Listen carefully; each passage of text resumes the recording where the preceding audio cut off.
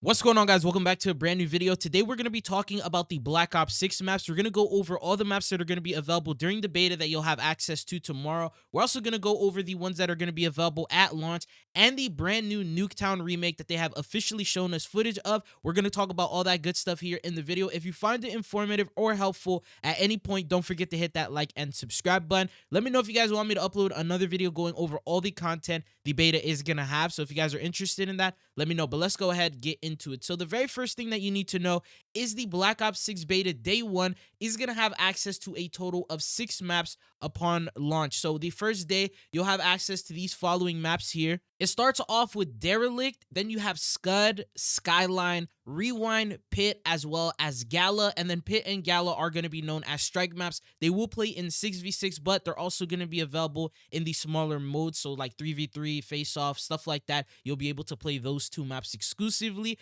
and then they will end up doing an update later on to add in an additional 2 more maps. So you start off with 6 the first weekend, and I believe the second weekend when it goes live, they're going to end up adding 2 more, and right here you can see that the map showcases that it's going to be Babylon as well as Stakeout. So these are the total maps that we're going to get to play. So 8 out of the 16 total maps that will be available during day 1 of the launch, and that's the current scheduling that we have for the maps that are going to be available. Now, we did get a little flyover to showcase what all the maps look like, so you get sort of an idea of what's going to be available. So starting off with the beta maps, it goes on to showcase the first map, which is Scud. This is the like war-torn World War II theme map. It's a little bit darker, it's a little bit foggier. You may have seen gameplay over at COD Next because all the beta maps were available during that stream. And then the second one is going to be Babylon, which I mentioned will be available during weekend 2. The next one after that is the flyover of Rewind, probably the map that you saw the most when it comes to the trailers and the marketing and all that, along with Skyline. And what's interesting about Skyline is, other than the flyover, they also showcase a little clip where there's a lot of buttons that you can press on the map. Reminds me a little bit of Black Ops 4. You're able to like bring down the blinds. There's secret levers and doors that you're able to hit and activate those, and they just show this one as an example. But the next map that we have is called Derelict. This is also the showcasing of that rundown train yard map that they showcase a lot throughout the footage, and a lot of devs said that this was their favorite one. And then you have Gala. This is the one where they're like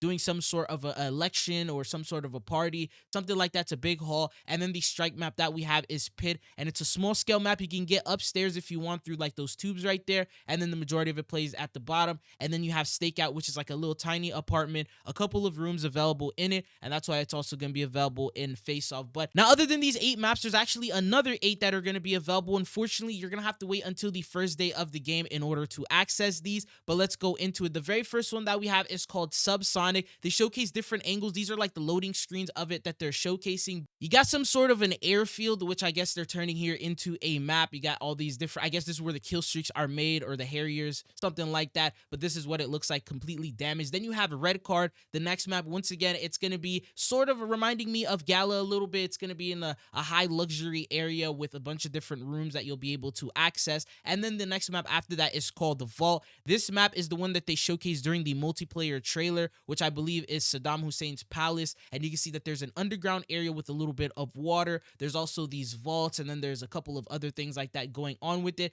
Then you have Payback, which I believe Payback, it seems like it's the map that is available on the campaign, which is the safe house. So it looks like they did turn that into a map indeed, and these are the different areas you'll have access to. They added like some sort of a backyard that they didn't show us throughout the direct. And then following that, you have Vorkuta. Looks like that is officially making a return. We did see a couple of clips from the campaign side, but they did say campaign maps are going to come in for multiplayer as well, and this is what they've done to it and what it looks like now. The following map after that is called Protocol. This map was one of the maps that I saw people playing earlier on when in the pre-alpha build, so surprisingly they had access to this map. According to Call of Duty, it's not going to be a 6v6 map, but it's actually going to be a training course map. So this is going to be the training map that will be available in the beta. You can jump in here. There's going to be like dummies and all these different things. They did provide some photos just showcasing that you're able to practice your Omni movement here. This is what the map will look like. And then following that, we go on to the next one called Lowtown. They did showcase this one a couple of times. This does have the water mechanics.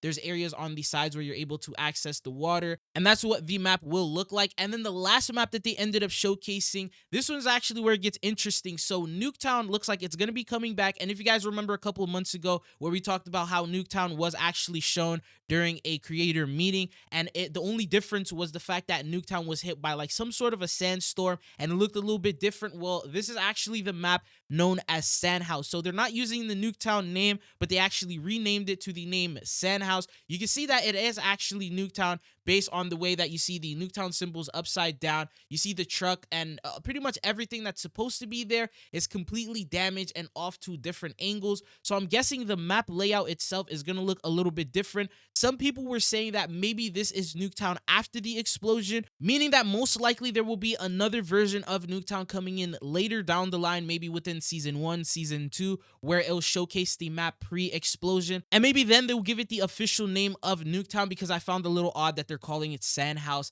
And I guess it makes sense, because if it is after the explosion, they want to bring another map of Nuketown, then they'll call the original one Nuketown. But what are your thoughts and opinions based on this loading screen that you're looking at here? You'll have access to this map on the first day. They also showcased the Area 99 flyover, which is the new Warzone map, and apparently it is based on Nuketown. So there's the lore that this is the original place where Nuketown comes from. So these are the manufacturing different parts. They make the mannequins here, they make the houses here, the cars, and they basically ship them out to the middle of the desert. They lay them out and set them up, and then they test their nuclear explosives. And that's according to the lore how Nuketown came about, because of this Area 99 location. So my guess is they probably reuse a lot of assets from this map that they're going to end up bringing into the actual Nuketown map when they end up releasing it. But what are your thoughts and opinions based on everything you've seen so far? Are you guys excited for Black Ops 6 based on the maps, the details, the information, the COD beta starting in under 24 hours? What are you guys looking forward to the most? But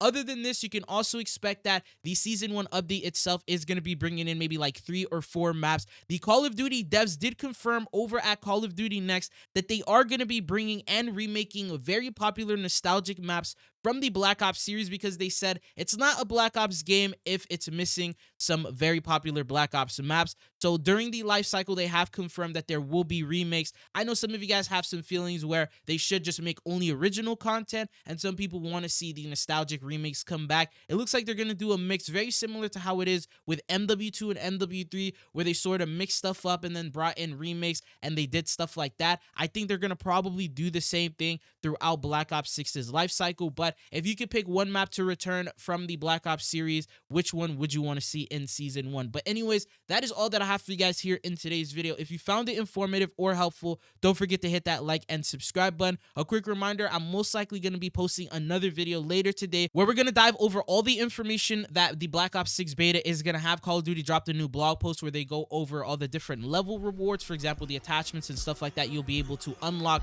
the new mechanics, the settings that you need to know about, and all that good stuff. But anyways, that's all that I got for you guys in this one. Thank you guys for tuning in, and hopefully I'll be seeing you guys back on the channel again. Peace.